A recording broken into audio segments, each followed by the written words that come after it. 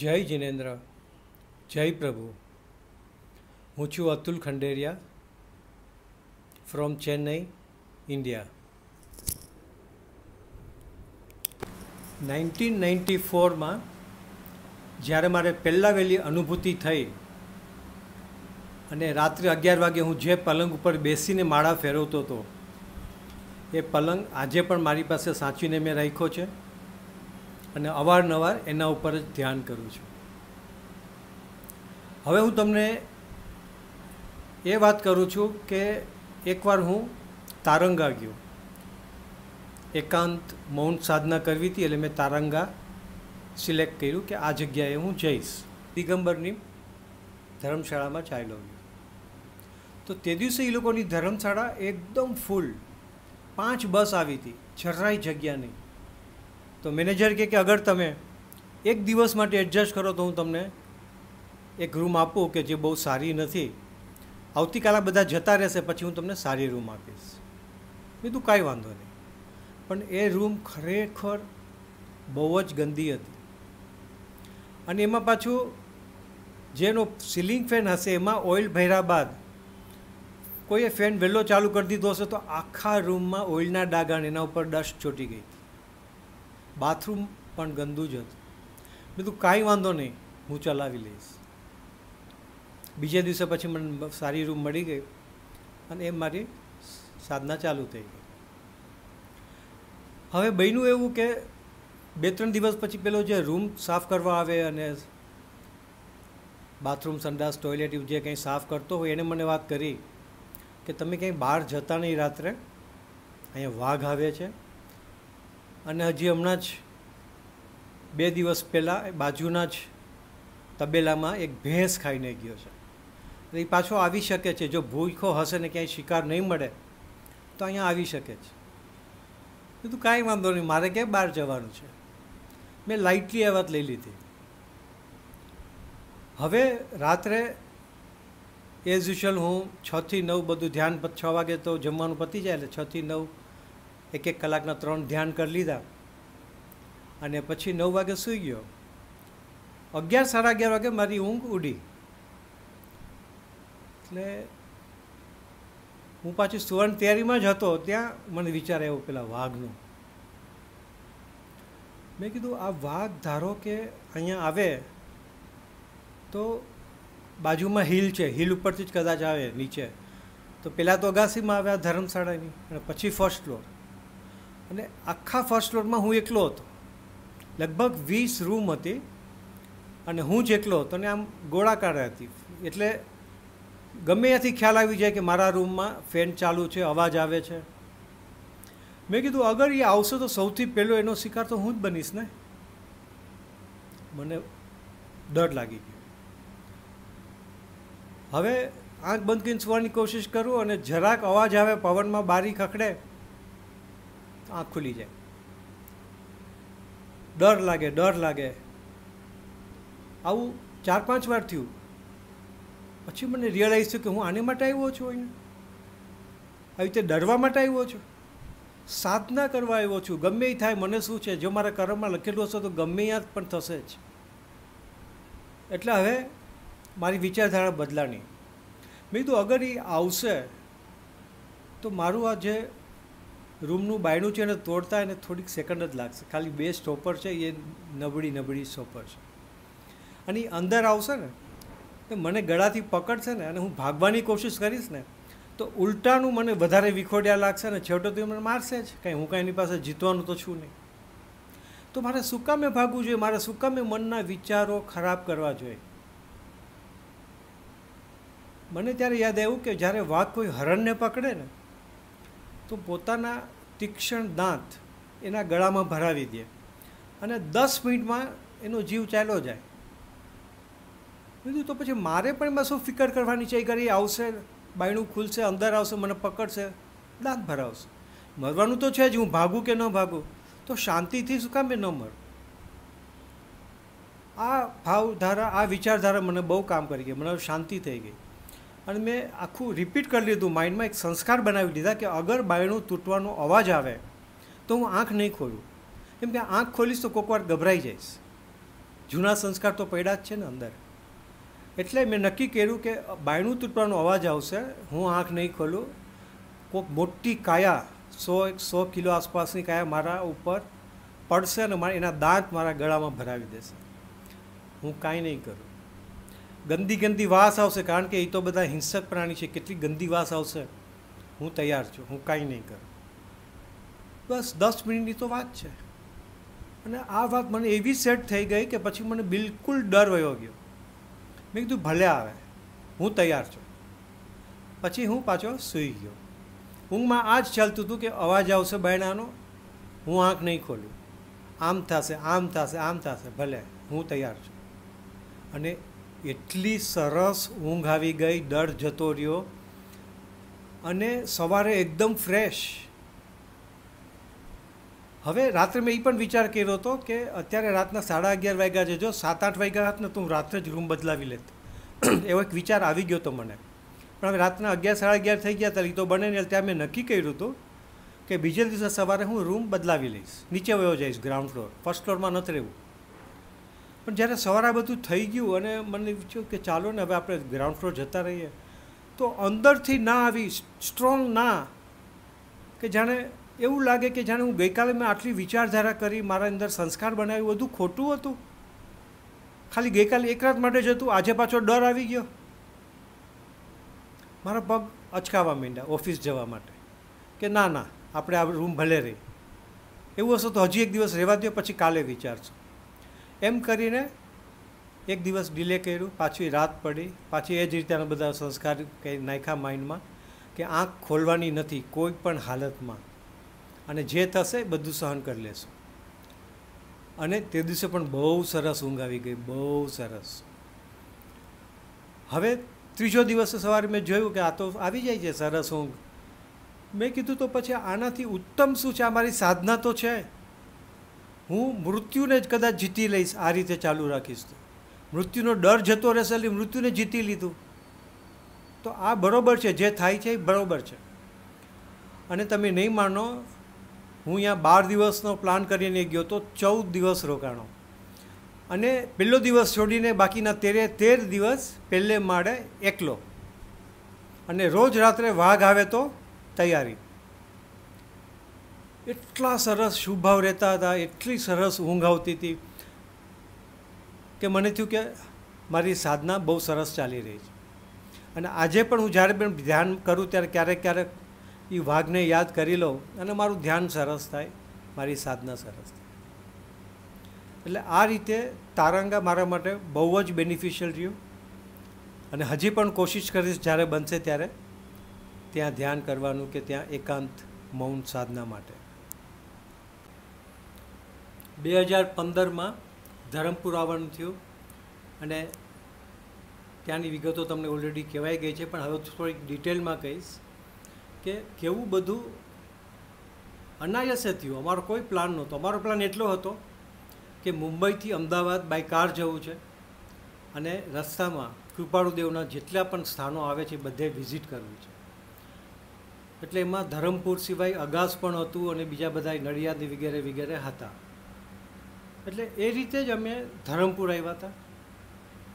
અને જે દિવસે પહોંચ્યા તે દિવસે તો બાપાજી હતા ત્યાં, એમના દર્શન દૂરથી થયા અને અમને આનંદ થયો કે ચાલો સરસ દર્શન થઈ ગયા.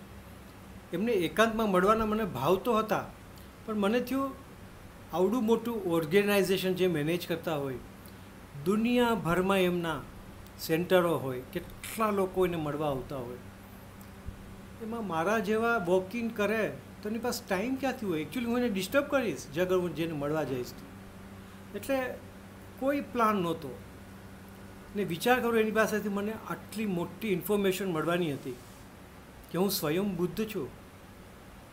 તો જુઓ હવે કેવી રીતે અનાયાસે બધું કામ થયું કે બીજે દિવસે બાપાજી મુંબઈ જવાના હતા જ્ઞાન પાંચમ માટે. એ રોકાઈ ગયા. અમને સમાચાર મળ્યા કે હવે જ્ઞાન પાંચમ અહીંયા જ કરવાના છે. એટલે અમે પણ હોશે હોશે બધી એની વિધિ પતાવી. પછી જોયું તો હજી અમારી પાસે લગભગ 1.5-2 કલાક હતા. તો થયું ચાલો કોશિશ કરીએ, કેમ કે અંદરથી બધાની ઈચ્છા હતી એમને મળવાની. મારી સાથે મારા મિત્ર હતા, એમના પત્ની ને હું, મારા પત્ની, 4 જણ હતા અમે. એટલે અમે એમને દર્શન કરવા માટે પહોંચ્યા. ત્યાં નેમી પ્રભુ બધું મેનેજ કરી રહ્યા હતા. એમને વાત કરી તો કે આજે ઘણા ગ્રુપ આવ્યા છે ને ઘણા લોકો વેઇટિંગમાં છે, એટલે બહુ શક્યતા ઓછી છે. અમે કીધું કાંઈ વાંધો નહીં, અમે વેઇટ કરશું. અમે લોકો વેઇટ કર્યું. અડધી કલાક, પોણી કલાક થવા આવી. 1 કલાક થઈ, વારો ન આવે. એક પછી એક નવા ગ્રુપ જે અમારો વારો ન આવે. પછી મારા મિત્રએ મને કીધું કે હજી જો 1 વાગી ગયો છે, હજી આપણે રાહ જોશું, પછી જમવાનું પણ નહીં મળે. મને એની વાત સાચી લાગી. પણ મેં કીધું એક કામ કરીએ, અત્યારે એક ગ્રુપ તો અંદર ગયું જ છે ઓલરેડી. એ બહાર આવે અને જો આપણો ચાન્સ નહીં લાગે ને તો આપણે જતા રહીશું જમવા. એ વાત બધાને બરાબર લાગી. એટલે અમે વેઇટ કર્યું. થોડીક વારમાં ગ્રુપ આવ્યું ને અમારો ચાન્સ લાગી ગયો. બહુ ખુશી થઈ, બહુ ખુશી થઈ. હવે અમે જેવા અંદર ગયા ને પછી શું બન્યું છે તો અમે તમને બધી વાત આગલા વિડીયોમાં કહી દીધી છે. પણ એને જોતા એટલી ખુશી થઈ, એટલી ખુશી થઈ બાપાજીને જોઈને કે જાણે એમ લાગે કે વર્ષો વર્ષની તૃષ્ણા હતી સંતોષ પામી એમ, એ રીતે. અને બાપાજીએ પહેલાં અમને કીધું કે બાજુમાં એક સોફા જેવું તમે કોઈ બેસો કરીને. પણ મેં કીધું ના, અમે તમારા ચરણોમાં કહીને હું જમીન ઉપર બેઠો. એટલે પછી મારી સાથે મારા મિત્ર અને બધા લોકો અમે જમીન ઉપર બેસી ગયા. અને ત્યાર પછી તો તમને ખબર છે બાપાજીએ જે કીધું અને મને અનુભૂતિ શરૂ થઈ ગઈ. અને અનુભૂતિ જોઈને બાપાજીએ કીધું કે તમે સ્વયં બુદ્ધ છો. આ ફરીથી જ્યારે એનાલિસિસ કરતા લાગે છે કે એક તો અમારો પ્લાન નહીં જવાનો, ઉપરથી ત્યાં એટલો રશ, એમાંય 1 કલાકની અમારી વેઇટિંગ. પછી અમે જ્યારે નક્કી કરીએ છીએ કે નથી જવું અને ત્યારે જ અમારું બરાબર અંદર જવાનું થાય છે. અને બાપાજી એવા શબ્દો કહે છે ને, એ વખતે મારી પણ એવી તૈયારી કે મને અનુભૂતિ શરૂ થાય છે. કેટલા બધા લિંક હતા, એમાંથી એક લિંક આગળ પાછળ થઈ હોત, મને અનુભૂતિ ન થાત, અથવા તો બાપાજીને મળવાનું જ ન થાત અને મને ક્યારેય ખ્યાલ ન આવત કે હું સ્વયં બુદ્ધ છું. ને જેમ 21 વર્ષથી હું આને ધ્યાન માનતો, તેમ આજે પણ કદાચ એને એક ધ્યાન માંગતો હોત અને આ વિડીયો પણ ન બનાવત. કારણ કે ધ્યાન તો ઘણા લોકો કરતા હોય છે, એમાં વિડીયો બનાવીને કહેવાની શું જરૂર છે. ખૂબ ખૂબ ઉપકાર છે કુદરતનો, ખૂબ ઉપકાર છે બાપાજીનો. મારું બધું સરખું ઉતર્યું અને મને જે જોતું તે મળી ગયું. એકવાર એવું બન્યું કે અમારા ફ્લેટની ઉપર જે ફ્લેટ છે ત્યાં રિનોવેશનનું કામ શરૂ થયું. હવે રિનોવેશનમાં તો અવાજ બહુ થાય અને એમાં જે મલ્ટી સ્ટોરી બિલ્ડિંગ હોય એમાં તો તમને પડઘા બહુ પડે દિવાલોની અંદરથી. હવે મેનેજ કરવું જ પડે. અમારે એપાર્ટમેન્ટમાં ટાઈમ છે સવારે 9 થી સાંજના 6 સુધી કરી શકે. એટલે બપોરે મારે લગભગ જમીને અડધી કલાક કે 1 કલાક ક્યારેક સૂવાનું થાય, જેમ સંજોગ હોય. તો મને અવાજ બહુ નડે. તો પછી મેં એકવાર જે ઉપર કાર્પેન્ટર હતો એને બોલાવ્યો. મેં કીધું ભાઈ તું કર, એનું કાંઈ વાંધો નથી, પણ બપોરે 2 થી 3ની વચ્ચે એવું કામ કર જે અવાજ ન થાય. તારે તો આટલા બધા કામ કરવાના હોય, તો ત્યારે તો આવું કંઈક કામ કર. કે અચ્છા સાહેબ એસા કરેંગે સર. એ જતો રહ્યો. બીજા દિવસે પાછું એને એ જ શરૂ અવાજ, ત્રીજા દિવસે એ જ શરૂ. એટલે એણે કાંઈ આ વાત સિરિયસલી લીધી જ નહોતી. હવે મને જ આમ ફાવતું નહોતું, કેમ કે બપોરે માંડ સૂઈએ અને ત્યાંના અવાજ શરૂ થાય ધણાધન અને દિવાળમાં એના પડઘા પડે. તો પછી મને થયું કે આ તો બરાબર નથી થતું. મને ઊંઘે નથી આવતી એનું વાંધો નહીં, પણ ખરાબ વિચાર આવે છે કે અશુભ વિચાર આવે છે કે કેમ એ આવું કરે છે. મને તો કહીને ગયો તો અને આ ટાઈમે જઈને કરવાની શું જરૂર છે, વગેરે વગેરે ઘણા. એટલે પછી મને થયું આ બરાબર નથી થતું. મારા વિચારો તો મારા જ હાથમાં હોય, ભલે એને જે કરવું એ કરે. તો મને થયું કે આ અવાજ મેં ક્યાંક સાંભળ્યો છે એવું મને યાદ આવ્યું. બહુ ઊંડા વિચારતા યાદ આવ્યું કે હા, અમે એકવાર જ્યારે નેપાળ ફરવા ગયા હતા તો એક જગ્યાએ બુદ્ધ ભગવાનની મૂર્તિઓ તૈયાર થતી હતી અને ત્યાં આવો જ અવાજ આવતો હતો. એ લોકો ત્યાં આગળ શિલ્પી લોકો મૂર્તિ બનાવતા હતા, એટલે એમાં આવો જ અવાજ આવતો. મેં કીધું તો પછી આ બરાબર છે. મેં હવે એમ જ કલ્પના કરી કે હું અત્યારે નેપાળમાં છું ને મારી સામે બુદ્ધ ભગવાનની મૂર્તિઓ બની રહી છે, એનો અવાજ છે.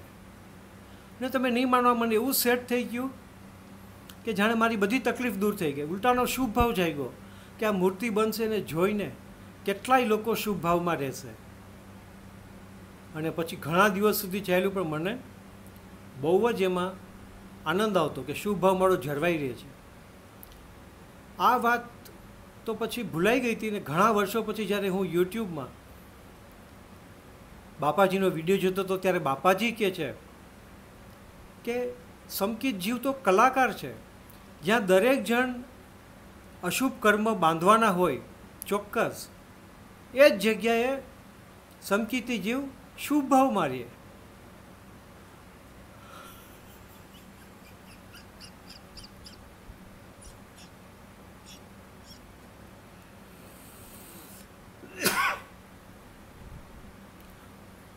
મને એમની વાત એટલી હૃદયસ્પર્શી થઈ ને મને થયું કે આ કેટલી સાચી વાત કહે છે. અલબત્ત એમને કોઈ એક્ઝામ્પલ નહોતો આપ્યો, ખાલી આટલી જ વાત કરી હતી. સંકિતી જીવ કઈ રીતે શુભ ભાવ મારે છે એ એમને કીધું નહોતું, પણ મને તો આ ખબર હતી ને. એટલે પૂજ્ય બાપાજી જે કહે છે ને એ કંઈક અલગ જ હોય છે. તમને ક્યાંય પુસ્તકમાં કે શાસ્ત્રોમાં ભાગ્યે જ વાંચવા મળશે. સિદ્ધાંત તમને મળશે પણ એ જે રીતે વાત પ્રેઝન્ટ કરે છે ખૂબ જ હૃદયસ્પર્શી છે.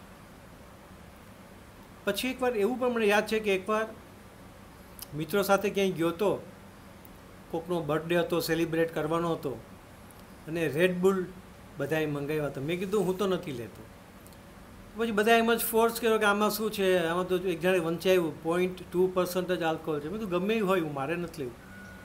પણ પછી જ્યારે ખૂબ ફોર્સ કર્યો ને તો મેં કીધું અચ્છા હું 2 સિપ લઈશ. તો મેં 2 સિપ લીધા અને તમે નહીં માનો, એ 2 સિપ લીધા અને મારી અંદર જે સૂક્ષ્મ ધ્યાન હંમેશા ચાલતું હોય, એક જાતનો એક આનંદ પ્રસન્નતા વર્તતી હોય મારી અંદર, એ જતી રહી. હું બેવાકડો થઈ ગયો, બેચેન થઈ ગયો. આ શું? હવે ભલે 0.2% આલ્કોહોલ હતું પણ એની અસર તો થઈ. અને ક્યાંય સુધી કોશિશ કરી ન થયું. મને થયું કે હવે તો જ્યારે આનો અસર ઉતરશે ત્યારે જ થશે. અને એવું જ થયું. 2 થી 3 કલાક પછી અસર ઉતરી અને હું તો એને માટે જ રાહ જોઈને બેઠો હતો. મારો પુરુષાર્થ ચાલુ જ હતો ને તરત મને પ્રાપ્ત થઈ ગયું. પાછો એ સૂક્ષ્મ ધ્યાન શરૂ થઈ ગયું અને એક જાતની પ્રસન્નતા વર્તવા માંડી. ત્યારથી નક્કી કર્યું ગમે એ થાય ભવિષ્યમાં એકેય વાર વ્યસનને ટચ બી નથી કરવું. આ એટલા માટે ખાસ કહું છું કે ઘણીવાર આપણે લોકો સેલિબ્રેટ કરીએ ને એ વખતે આ બધું લેવાઈ જાય છે. હવે જેને આગળ વધવું છે એને માટે તો આ છે જ નહીં. તો જરૂર આ વસ્તુ ધ્યાનમાં રાખશો. 2022માં મને એક ગુમડું થયું ડોક ઉપર પછવાડે. એટલે શરૂઆતમાં તો એક નજીવી કોઈક વસ્તુ છે માનીને જે કાંઈ ઘરે ઉપચાર થાય એ બધા કર્યા, પણ એ વધતું ગયું અને એ પાછું અંદરમાં વધતું હતું. બહાર તો થોડુંક જ દેખાય અને ખૂબ દુખાવો રહે. એટલે પછી અમારી બાજુમાં એક AKN હોસ્પિટલમાં ડૉક્ટર રાજામની આવે છે, ત્યાં એને દેખાડવા ગયો. તો તે દિવસે રજા ઉપર હતા એટલે પછી એમના એક બીજા કોલિગ હતા, એમને દેખાડ્યું. તો એ પોતે MS છે અને એણે કીધું કે આ તમારું જે ગુમડું છે ને એમાં પસ થાય તો બરાબર છે, પણ એ બધું અત્યારે એમાં ઇન્ફેક્શન સ્પ્રેડ થઈ રહ્યું છે. એટલે આપણે સૌથી પહેલાં એન્ટીબાયોટિક્સ દઈ અને આને બધાને પસ ભેગું કરવું પડશે. એ સેકન્ડ સ્ટેપમાં આપણે પછી કાપો મૂકીને કાઢી નાખશું. મેં કીધું ભલે જેમ તમને ઠીક લાગે એમ કરો. એટલે એને મને એન્ટીબાયોટિક્સની કેપ્સ્યુલ્સ તો લખી દીધી, પ્લસ સવારે અને સાંજે હોસ્પિટલ જવાનું એન્ટીબાયોટિકના ઇન્જેક્શન આપે. એટલે 2 દિવસ લેવાના હતા, સવારના 2, સાંજના 2, ટોટલ 4 ઇન્જેક્શન લેવાના હતા અને પછીના દિવસે એ કાપો મૂકવાનો હતો. એ બધું બરાબર પતી ગયું. એને પછી ચેક કર્યું કે હા કે બહુ સરસ રિઝલ્ટ આવ્યું છે, પસ બધું ભેગું થઈ ગયું છે, તો હવે હું કાપો મૂકીને કાઢી દઉં.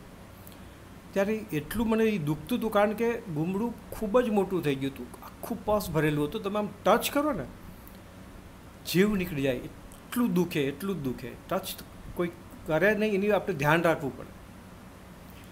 તો મને કે હું તમને કાપો મૂકીને કાઢી દઉં. મેં કીધું ભલે, થોડુંક દુઃખ તો થશે જ. તો એની જે સિસ્ટર હતી મને પહેલાં અંદર ડ્રેસિંગ રૂમમાં લઈ ગઈ, આમ ઊંધો સુડાવી દીધો એટલે ડોકનો પછવાડે ડોકનો ભાગ ઉપર આવી જાય અને ડૉક્ટરને સહેલું પડે. એ બધું થઈ ગયું એટલે ડૉક્ટરને બોલાવ્યા. ડૉક્ટર આવીને પહેલાં જરાક કાપો મૂક્યો, દુઃખ તો થયું, પછી કાઢવા માંડ્યા. ખૂબ દુઃખ થતું હતું, પણ પછી મને પેલું ધ્યાન કરવાનું જે હેબિટ હતી ને, એટલે જેવું દુઃખ વધવા માંડ્યું ને મને ઓટોમેટિક ધ્યાન ચડવા માંડ્યું. હું ધ્યાનમાં ઊંડો ઉતરવા લાગ્યો. મને એવું લાગતું હતું કે હું એમ કરવાથી મને દર્દ નથી થતું. મને એટલું જ જણાય છે કે એનો અંગૂઠો જોરથી મારી ડોક ઉપર ફેરવે છે, જોરથી ફેરવે છે. મને ડિસ્કમ્ફર્ટ તો છે પણ પીડા નથી થતી. એટલે હું એમાં ને એમાં જ રહ્યો. આ બાજુ ડૉક્ટરને લાગ્યું કે કંઈ બોલતો કેમ નથી, એટલે કદાચ બેહોશ નથી થયો. એટલે મને પૂછ્યું કે તમને જો એવું લાગે ને કે બહુ દુઃખ છે તો મને કહેજો, તો હું બંધ કરી દઈશ. મેં કીધું ભલે, ઓકે. એટલે ઓકે કીધું એટલે પછી એની હિંમત આવી ગઈ કે આ ભાઈ તો હોશમાં છે. અને હું ખાલી ડીપ ધ્યાનમાં હતો. ઘણીવાર ચાલ્યું હશે, લગભગ 10 મિનિટ ચાલ્યું. ત્યાર પછી બધું નીકળી ગયું. એટલે પછી મને કીધું કે હજી તમારે આવતીકાલે એકવાર આવવું પડશે, કારણ કે આટલું બધું પસ નીકળ્યું છે ને, તો આવતીકાલે હજી થોડુંક આવશે, આપણે કાઢવું પડશે. મેં કીધું કાંઈ વાંધો. પછી એને બધી ઉપર ટેપ મારી દીધી અને મને ઘરે મોકલી દીધો. બીજે દિવસે હું જ્યારે પાછો હોસ્પિટલે ગયો એમને મળવા, તો પેલી સિસ્ટર જેને બધું આ સેટિંગ કરેલું ડ્રેસિંગ રૂમમાં, એ મને મળી ગઈ. મારી પાસે આવીને કે તમારા જેવો મેં કોઈ પેશન્ટ નથી જોયો. તમારો જે કેસ હતો ને એ સર્જરીનો કેસ હતો. આટલું મોટું ગુમડું સર્જરી જ કરવી પડે. તો પછી અમે શું કામે આવું કર્યું? કારણ કે આજકાલ પેશન્ટ એમ વિચારતા હોય છે કે ડૉક્ટર જાણી જોઈને બિલ મોટા કરે છે, એટલે મેં પહેલાં કાપો મૂક્યો ને એનાથી સહન ન થાય. એટલે પછી અમે કહીએ કે તો પછી તમે અડધા દિવસ માટે હોસ્પિટલમાં એડમિટ થઈ જાઓ, પછી એનેસ્થેશિયા આપીએ, પછી કરીએ. તમારું એનેસ્થેશિયા વિના થયું છે અને એટલું અંદરથી પસ નીકળ્યું છે કે અમારા 5 પેલા જે લુગડા જેવું હોય ને, જે એ 5 ફૂલ થયા એટલું પસ નીકળ્યું છે. અને મેં કોઈ જોયો નથી અત્યાર સુધી તમારા જેવો કે જે આટલું શાંતિથી સહન કરે. અને તમે તો એમ નથી કીધું કે સ્લો કરો, કાંઈ તમે બોલ્યા નથી. એ કે હેડ્સ ઓફ ટુ યુ, કે તમારા જેવો મેં પેશન્ટ પહેલી વાર જોયો. એટલું ધ્યાનમાં સેજે બેનિફિટ મળી જાય છે તમને. તો પછી એવું જ લાગે છે કે જેવું શરીરમાં દર્દ આવે ને તમે ઓટોમેટિક ધ્યાનમાં જતા રહ્યો અને તમે દર્દથી જરાક દૂર રહી શકો એવું તમને ખ્યાલ આવી જાય છે. અને પછી આ બધું સહજ થાય છે. એટલે આ રીતે મારે એક બહુ જ સરસ પ્રસંગ બની ગયો, જેમાં મને હવે સેલ્ફ કોન્ફિડન્સ આવી ગયો કે શરીરમાં ગમે એટલી પીડા હોય હું સહન કરી શકીશ. મરણ વખતે તો ખૂબ પીડા હશે ને, આ બધું જ કામ લાગશે ત્યારે. 5/5/22 આ ડેટ એટ્રેક્ટિવ લાગે છે, પણ મારા માટે તે દિવસે બહુ તકલીફ પડી. તે દિવસે મને સ્ટ્રોક આવ્યો. અને મારો ભત્રીજો કે જે પોતે ન્યુરોસર્જન છે, એની સાથે હું કોન્ટેક્ટમાં હતો. એ કે તમે વહેલાસર હોસ્પિટલમાં એડમિટ થઈ જાઓ, અને એવી હોસ્પિટલમાં એડમિટ થાવ કે જ્યાં ન્યુરોલોજિસ્ટ 24 કલાક તમને મળે. કેમ કે તમને અત્યારે જે થોડીક શરૂઆત થઈ છે, પણ આગળ જતાં મોટો સ્ટ્રોક આવી શકે. એટલે મેં મોટી હોસ્પિટલમાં હું એડમિટ થઈ ગયો. અને તે દિવસે રાત્રે ખૂબ જ ડાબા હાથમાં મને બહુ જ અસર કરી. ઘણીવાર મેં એમાં ડૉક્ટરને બોલાવ્યા, પણ એ કે હવે મારે જે દવા દેવાની જે દેવાઈ ગઈ છે, બીજું આમાં હવે કંઈ કરવાનું નથી, જે છે એ એમ જ થવા દો. તો રાત્રે લગભગ 2-3 વાગ્યા સુધી દુખાવો થયો. પછી મને ઊંઘ આવી ગઈ. બીજે દિવસે ડૉક્ટરે બધાએ ચેક કર્યું અને કીધું કે ભાઈ તમારે દવા ચાલુ રાખો. હજી આપણે જોઈએ, હજી ઇવોલ્યુશન કમ્પ્લીટ નથી થયું. અને એમ જ હતું. તે દિવસે સાંજે 4 વાગ્યાથી અસર શરૂ થઈ. સૌથી પહેલાં તો એવું થયું કે મારી જીભ બરાબર બોલી નહોતો શકતો હું. તો ફોર્ચ્યુનેટલી ત્યારે હું મારા ભત્રીજા ડૉક્ટર સાથે જ વાત કરતો હતો. એ કે કાકા તમે કોકને બોલાવો, તમારું બીપી ચેક કરાવો, તમારે કંઈક હશે. એટલે તરત નર્સને બોલાવી અને ત્યાર પછી એણે ડૉક્ટરને બી બોલાવ્યા. તો ડૉક્ટર કે તમે ચાલીને જોવો જોઈએ. તો હું ચાલવા ગયો તો ચલાય નહીં, બેલેન્સ વયું જાય. માંડ 3 કે 4 સ્ટેપ ચાલુ ત્યાં દિવાલનો ટેકો લેવો પડે. મેં તો આવું તો કોઈ દી નહોતું થતું. પછી કે કેટ વોક કરીને બતાવો. અરે કેટ વોક માટે પગ જ ઉપડે નહીં. હું તો પહેલાં કેટલી વાર કરી ચૂક્યો છું, પણ આજે ખબર નહીં શું થતું હતું. એટલે કે તમે હવે પાછા સૂઈ જાઓ, હજી ઇવોલ્યુશન થઈ રહ્યું છે, ખબર નહીં હજી કેટલું આગળ વધે, લકવો બી થઈ શકે, પેરાલાઇસિસ બી એક સાઈડ થઈ શકે. આપણે જોવાનું કે આ ક્લોટ તમને કેટલું હેરાન કરી શકે એમ છે. નાનું ક્લોટ છે, મોટું ક્લોટ છે, એ બધું હવે થશે ખબર. અને ત્યાર પછી લોકો એક MRI બી લીધો ને એમાં ક્લોટ બી આવી ગયું. હવે તે દિવસે રાત્રે આ બધું થઈ ગયું. હજી લોકોએ નવી દવા કંઈ શરૂ કરી નહોતી કે મોટા ડૉક્ટર સવારે આવશે પછી આપણે કરશું કરીને. ને તે દિવસે રાત્રે લગભગ 12-1 વાગે હું ઉઠ્યો હઈશ અને ત્યારે મને થયું કે અરે 2 દિવસથી મેં ધ્યાન જ નથી કર્યું. ટાઈમ જ નહોતો, દોડાદોડી જ હતી બધે. ટેસ્ટિંગ કરાવો, ડૉક્ટરને મળો, અહીંયા મળો, આવજા કરો, થાકીને સૂઈ જાઓ. હું તો ચાલ ધ્યાન કરી લેવા દે. એટલે ધ્યાન કર્યું અને અનુભૂતિ શરૂ થઈ. ઘણા દિવસથી જાણે આમ વેઇટ કરીને જ ઊભી હોય ને મારા માટે. અને અનુભૂતિ પછી મને બહુ રિલીફ લાગી. જાણે અનુભૂતિ વખતે એવું લાગતું હતું કે મારા મગજની નસો બધી પોડી થઈ જાય છે અને લોહીનો જબરજસ્ત પ્રવાહ ફ્લો વહે છે. એટલે પછી મેં પાછું 4-5 વાર કર્યું, સૂઈ ગયો, વળી પાછું કંઈક 4-1 વાગે ઉઠ્યો તો ત્યારે પાછી અનુભૂતિ કરી, ધ્યાન કર્યું, પાછું 6 વાગે કર્યું અને 8 વાગે તમે નહીં માનો, it was A મિરાકલ. I can walk, I can run. મારી તો ખુશીનો પાર નહોતો, કારણ કે રાત્રે મને એવું લાગતું હતું કે હવે મારે લાકડી લઈને ચાલવું પડશે. દિવાલના ટેકેથી ચાલતો હતો તો લાકડી તો લેવી જ પડશે. અને અત્યારે સવારે જોઉં છું તો I can run. Thanks to my અનુભૂતિ કે એને મગજના ફ્લો એટલા ફાસ્ટ કર્યા કે એમાં પેલું ક્લોટ ક્યાંક તણાઈ ગયું હશે. ખૂબ ખૂબ આભાર પ્રભુ, ખૂબ ખૂબ આભાર. આજે મારી ઉંમર 66 વર્ષ છે. મારા આયુષ્યનો બંધ અગર પડ્યો હોય તો તે 1/3 એટલે કે 44 વર્ષ પછી જ પડ્યો હોય મારો આયુષ્યનો બંધ, અગર પડી ગયો હોય તો એને મતલબ એમ થાય કે સંકિત પાઈમાં પછી જ આયુષ્યનો બંધ પડ્યો હશે. આ મારા માટે બહુ મોટી વાત છે. જૈન દર્શન પ્રમાણે મારા માટે હવે ભવિષ્યના જે ભવો હશે એમાં મને એવા કુટુંબો, એવા કુળ મળશે કે જ્યાં મારે દીક્ષા લેવી હોય તો હગ કરે, ખુશ થાય, મને સપોર્ટ કરે. એટલે મારા માટે આગળ વધવું સાધનામાં બહુ આસાન થઈ જશે. ખૂબ ખૂબ કૃપા પ્રભુ. હવે આના પછી પાર્ટ 5ના જે વિડીયો છે એમાં મારા જીવનના એવા પ્રસંગો છે કે એ તમે સાંભળશો તો તમને લાગશે કે આ બધા ચમત્કાર છે. અને ચમત્કાર હોય ને ત્યાં આગળ 2 વસ્તુ હોય, કાં તો માણસ નમસ્કાર કરે અને કાં ડિસ્પ્યુટ કરે. એટલે મારે શું છે કે મારી સાધનામાં કોઈ ડિસ્ટર્બન્સ ન થાય અને કોઈ ડિસ્પ્યુટને કારણે મારા વિકલ્પો વધી ન જાય. એટલા માટે જે પાર્ટ 5ના વિડીયો છે એ મેં એવી રીતે કહીને રાખ્યો છે કે મારી હયાતી બાદ, એટલે કે મારું આયુષ્ય પૂરું થઈ જાય ત્યાર પછી જ રિલીઝ થશે, જેથી કંઈ ડિસ્પ્યુટ થાય તો મારી સાધનાને કોઈ વાંધો ન આવે.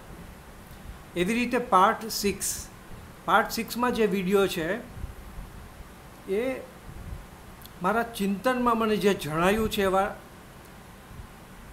વર્તમાન કાળના જે પ્રોબ્લેમ્સ છે એના સોલ્યુશન્સ છે બધા. એટલે કે વર્તમાન કાળમાં જે આપણી લાઈફ છે એમાં ડે ટુ ડે કેટલા પ્રોબ્લેમ છે, લોના પ્રોબ્લેમ છે, એ બધા સોલ્વ થઈ જાય એવો એમાં એક સજેશન છે. અને એ જો એડોપ્ટ કરવામાં આવે ને તો દુનિયામાં 75% પ્રોબ્લેમ ખતમ થઈ જાય.